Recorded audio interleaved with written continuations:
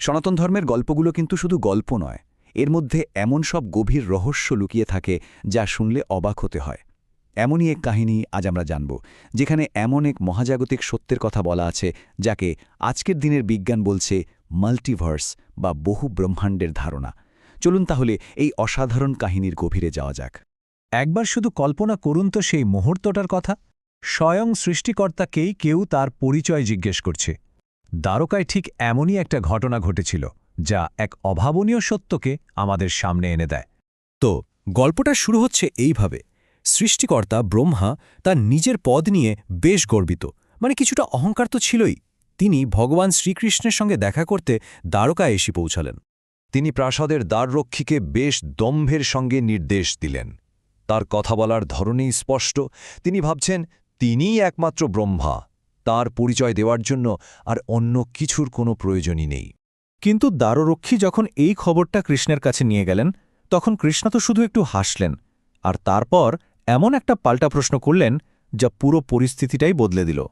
দ্বাররক্ষী ফিরে এসে যখন এই প্রশ্নটা করলেন, ব্রহ্মা তো একেবারে হতবাক। তার মাথায় যেন বাজ পড়ল।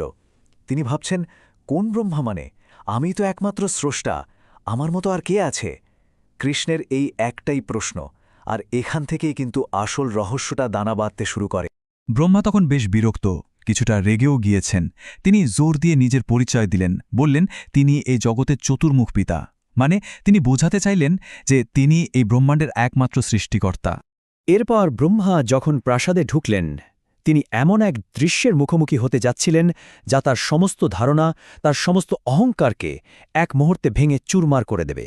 প্রাসাদের ভেতরে দৃশ্যটা ছিল সত্যি বলতে কল্পনারও বাইরে। তিনি যা দেখলেন তা তার পায়ের তলার মাটি সরিয়ে দেওয়ার মতোই ছিল।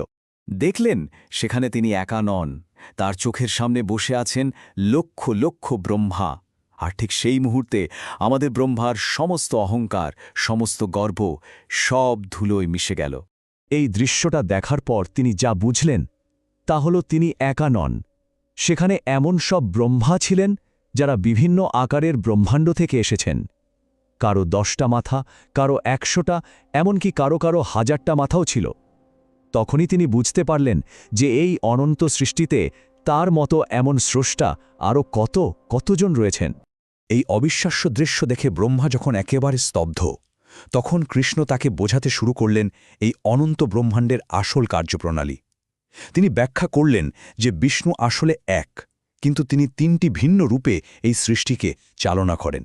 কৃষ্ণ বোঝালেন যে পুরো মহাজাগতিক প্রক্রিয়াটা আসলে 3টে ধাপে হয়। প্রথম ধাপে মহাবিষ্ণু যখন নিঃশ্বাস ছাড়েন, তখন তার প্রতিটি নিঃশ্বাস থেকে বুদ্বুদের মতো কোটি কোটি ব্রহ্মাণ্ড তৈরি হয়। দ্বিতীয় ধাপে গর্ভোদকাশায়ী বিষ্ণু সেই প্রত্যেকটা ব্রহ্মাণ্ডে প্রবেশ করে প্রাণের সঞ্চার করেন আর একজন করে ব্রহ্মার জন্ম দেন। আর সবশেষে তৃতীয় ধাপে আসেন ক্ষীরোদকশায়ী বিষ্ণু। কিন্তু এই বিশাল মহাজাগতিক ধারণাটা এখানেই শেষ নয়। এটা আমাদের নিজেদের অস্তিত্বের সঙ্গেও ভীষণভাবে জড়িয়ে আছে। আর বিষ্ণুর তৃতীয়, মানে সবচেয়ে সূক্ষ্ম রূপটাই এই সংযোগটা তৈরি করে। এই রূপটাই হল ক্ষীরোদকশায়ী বিষ্ণু। তিনি পরমাত্মা হিসেবে এই বিশ্বের প্রতিটি কণায়, প্রতিটি অণুপরমাণুতে, এমনকি আমাদের সবার হৃদয়েও বাস করেন। তিনিই সেই সত্তা যিনি এই অসীমকে আমাদের অস্তিত্বের সঙ্গে জুড়ে রেখেছেন। তাহলে এই পুরো গল্পের সবচেয়ে বড় শিক্ষাটা কি? শিক্ষাটা হলো ঈশ্বর শুধু অনেক দূরে আকাশে বা মন্দিরে থাকেন না, তিনি আমাদের অস্তিত্বের প্রতিটা অংশে মিশে আছেন। এই মহাজাগতিক আর ব্যক্তিগতর মধ্যে একটা গভীর সংযোগ রয়েছে। শেষ পর্যন্ত এই প্রশ্নটাই থেকে যায়, তাই না? এই বিশাল, এই অনন্ত ব্রহ্মাণ্ডে যেখানে কোটি কোটি জগৎ রয়েছে, সেখানে আমাদের আসল পরিচয়টা কি? আমাদের স্থানটাই বা কোথায়?